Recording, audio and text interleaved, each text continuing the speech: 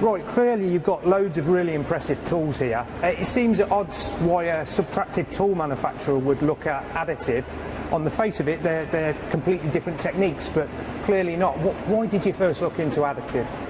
Well, we first looked into the 3D printing when we had the Mark II.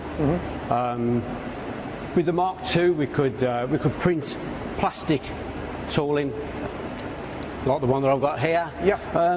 Yeah, so we can print plastic tool, we can print the inserts in white onyx. The customer then has a physical tool that is size for size, so we can compare it to anything to see if there's be any collisions. Are you looking for faults in the design, or that, yeah, so we're looking for faults in design, but also the customer has a actual size part. Yeah.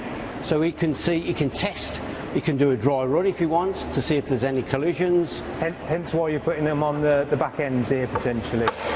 That's it. Well, we use the steerable back ends.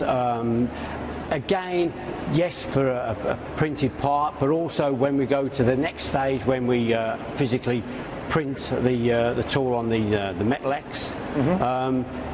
It's just steerable. Some of these tolerances are within microns, so we have to have adjustments. Right, okay, perfect.